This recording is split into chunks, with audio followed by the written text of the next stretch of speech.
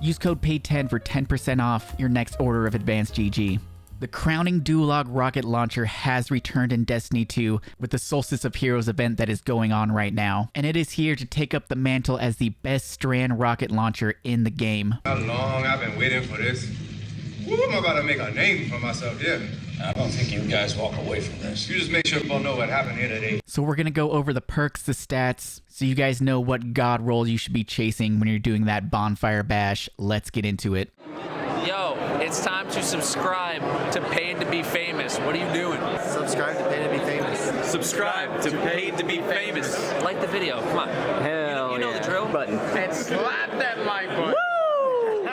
To obtain the crowning Duologue, very simple. All you gotta do is take part in the Solstice event. Go play the Bonfire Bash, which is free to all players. The activity is very generous with the loot. As long as you guys do halfway decent, you can get 3 to 4 drops per run. The crowning Duologue is a legendary strand rocket launcher, and it's a precision frame rocket launcher, which by default, these rocket launchers do like 5% less damage than the other high impact and aggressive frame rocket launchers. But that is not to say that this rocket launcher is bad, because it does come with some perks that help us boost that damage quite a bit. There is only one other legendary strand rocket launcher, and that is the Semiotician, which comes from the Season of the Witch. But the good thing about the crowning Duologue is that the precision frame comes with tracking built into the rocket, so you don't have to actually waste a perk slot to get that tracking perk. The crowning Duologue does come with 2 origin traits. You've got Hake Breach Armaments. This weapon deals increased damage against vehicles and constructs. Constructs include barricades, turrets, stasis crystals, and other objects created on the field. You get 15% increase to vehicles. Turrets, barricades, Ward of Dawn, Well of Radiance, you get a 30% increase to damage. And stasis crystals get a 45% increase to damage. Not really the best thing for DPS in my opinion. I would go with the other origin trait perk called Dreamwork. Once per reload, assist or assisted final blows partially refill the weapon from reserves and increase reload speed for a short duration. This will actually help you overflow the magazine so you can get 2 rockets in the mag. So if you're using this to DPS, I would much rather have 2 rockets in the mag than do increased damage to a stasis crystal. Now first up, let's talk about the barrels and the magazines. Typically on rocket launchers, you want to boost the velocity so that rocket will get to your target quicker, and you don't want to increase the blast radius. Increasing the blast radius will result in less damage, so that is a big no-no. So for the barrel, I'm going to suggest hard launch. Going to give you a -10 to stability, +15 to velocity, and it's going to take you down -5 blast radius. So with this barrel right here, we're doing exactly what we need: boosting velocity, lowering blast radius. And for the magazine, on all rocket launchers, you want impact casing. Increases the impact damage by 10, resulting in a 2.2 increase to total damage.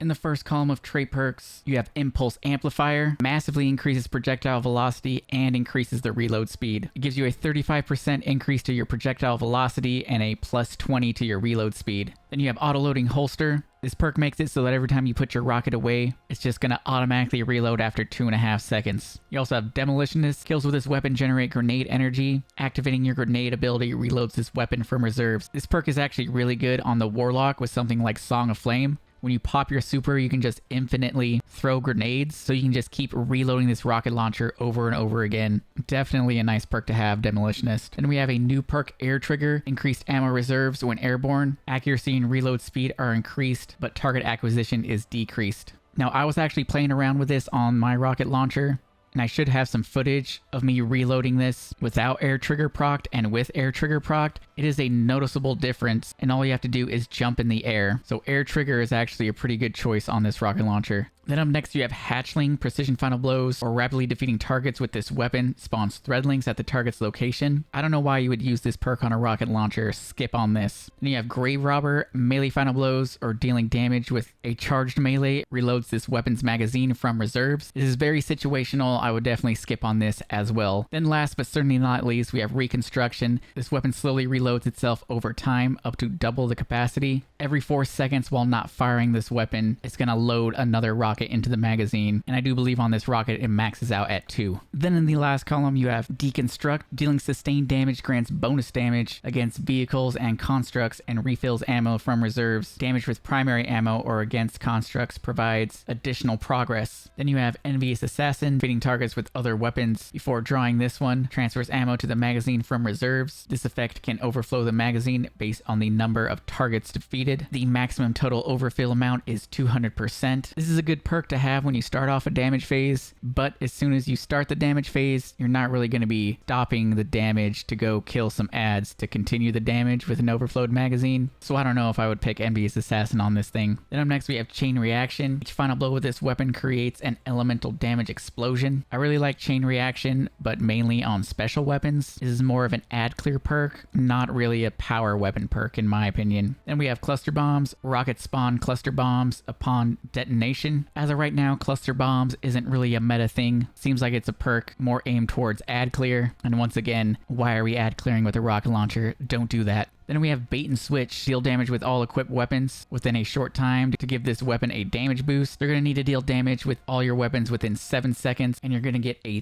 30% increased damage for 10 seconds. This is an S tier perk on rocket launchers, and in my opinion, this is the perk that's going to make this rocket launcher viable in PvE endgame. Because remember, this rocket does deal 5% less damage than other rocket launchers. So with this 30% increase to damage, technically you're only doing 25% increase to damage. 25% is still a noticeable amount. Then we have Bipod, increases rocket launcher ammo and reserves, but it reduces the damage, blast radius, and the reload speed. Reducing the damage on your rocket launcher is not the play, but I will say I do have a rocket with bipod on it, and I use it in Grandmaster Nightfalls, because once you stun a champion, shooting 2 rockets one after the other usually downs the champion or leaves him finishable, which is pretty nice. So it does have a use case right there. And we have Reverberation. Final blows with this weapon increase the size of its detonation for a short time. This is more of an ad clear perk. I wouldn't really use this on the rocket. So Guardians, now that we've taken a look at all the perks that come on this, what is my opinion on the God roll? I'm gonna have to say for the barrel, go with hard launch. Magazine, go with impact casing. Then for the first trait perk, go with a reconstruction. And the last column, go with bait and switch with that Dreamwork origin trait. And then since I'm going with bait and switch and we have to switch between all of our weapons to get that activated, I would go with a handling masterwork and a quick access sling just to help you take out and stow this weapon faster. I think reconstruction bait and switch is going to do really good on this rocket launcher.